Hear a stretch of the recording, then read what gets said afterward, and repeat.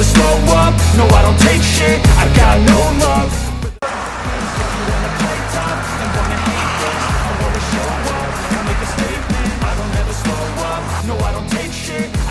Kabar kurang mengenakan datang dari skuad timnas Indonesia jelang melawan Palestina.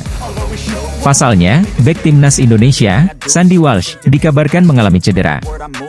Cedera itu didapatkan Sandy Walsh saat berlatih bersama timnas Indonesia di lapangan Thor, Surabaya, Jawa Timur, Rabu, 7 Juni 2023. Bolasport.com juga mendapatkan rekaman video yang memperlihatkan Sandy Walsh tertatih-tatih saat berjalan. Terlihat, ada perban di kaki kanan pemain naturalisasi itu. Para supporter timnas Indonesia yang datang menyaksikan sesi latihan itu memberikan dukungan agar cedera Sandy Walsh tidak parah. Mereka juga berharap agar Sandy Walsh bisa segera sembuh. Cedera yang menimpa Sandy Walsh itu mengundang komentar dari asisten pelatih timnas Indonesia, Nova Arianto. Nova Arianto mengakui bahwa Sandy Walsh cedera. Hanya saja, ia tidak bisa berkata panjang terkait cedera apa yang dirasakan oleh pemain KV Mechelen itu.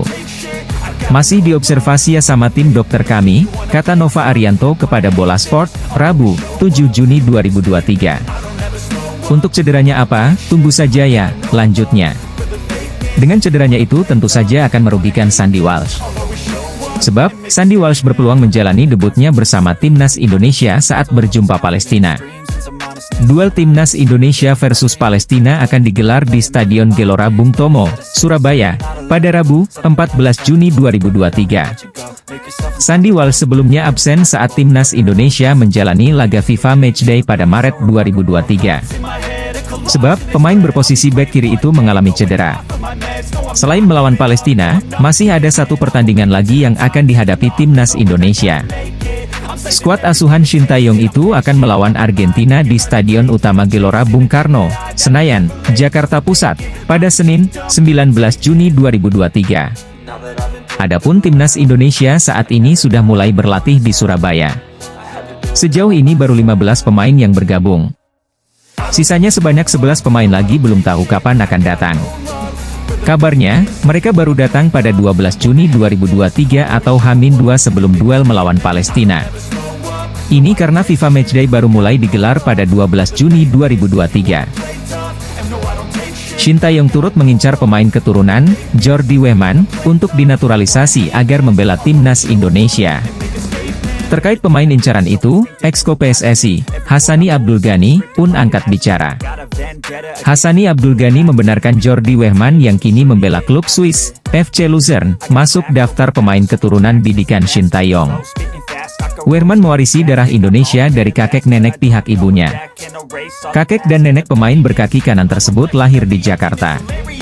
Selain tampil reguler di klubnya, didikan Akademi Feyenoord Rotterdam itu sudah beberapa kali tampil di timnas Belanda U16 hingga U20. Dirinya bisa dinaturalisasi karena belum pernah membela timnas senior Belanda. Namun sayangnya, belum ada informasi apapun soal mau atau tidaknya Wehman membela timnas Indonesia. Lahir dan dibesarkan di Belanda, sosok Jordi Wehman diketahui memiliki darah Indonesia yang berasal dari sang ibu, meskipun ayahnya merupakan orang Belanda asli. Dalam sebuah kesempatan, pesepak bola Jordi Wehman pernah membagikan silsilah keluarganya saat diwawancarai di channel YouTube Yusa Nugraha sebagaimana dikutip Hops ID pada Selasa, 10 Mei 2022. Kakek nenek saya berasal dari Indonesia, walaupun ibu lahir di Belanda, kata pemain bola yang akrab disapa Wehman tersebut. Meski lahir dan besar di Belanda, Jordi Wehman mengaku jika ia tetap menjaga ikatan emosional dengan Indonesia. Tak heran jika dirinya sudah 3 kali berkunjung ke Indonesia dan makan hidangan Indonesia yang dibuat keluarganya. Bermain sepak bola sudah menjadi hobinya sejak kecil. Itulah kenapa dia bergabung di akademi sepak bola bernama Feyenoord sejak usia 7 tahun. Lantaran karirnya cukup menonjol, ia sering menjadi andalan tim. Diketahui, ia pernah bermain di timnas Belanda kelompok usia. Pada tahun 2016, ia pernah membela Belanda di ajang Euro U17. Saat itu, Belanda berhasil maju hingga semifinal, di mana Wehman bermain 11 pertandingan. Dia juga pernah bermain untuk Belanda di Euro U19 pada tahun 2018 lalu. Sedikit merunut ke belakang, pada 20 Agustus 2019 lalu Wehman bergabung dengan FC Dordrecht selama 1 tahun dengan status pinjaman. Kemudian pada 13 September 2019 ia memulai debut perdananya bersama FC Dordrecht dan berhasil menahan imbang FC Volendam dengan skor 1-1. Selama musim 2019 hingga 2022, dia tampil sebanyak 22 kali dan berhasil membuat 1 gol. Media asal Skotlandia, Aberdeen Live melaporkan bahwa Jay Itzes dalam proses naturalisasi menjadi warga negara Indonesia dan akan membela timnas Indonesia di Piala Asia 2023.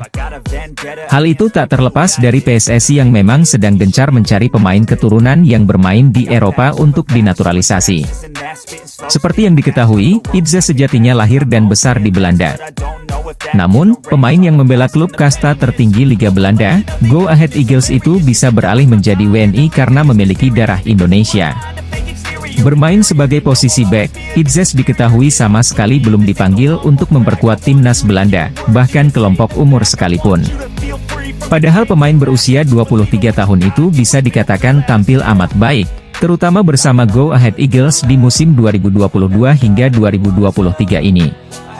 Tercatat Itzes menjadi pemain utama di lini belakang Go Ahead Eagles, di mana ia memainkan total 32 laga di Liga Belanda 2022 hingga 2023, yang berarti dirinya hanya absen 2 pertandingan saja.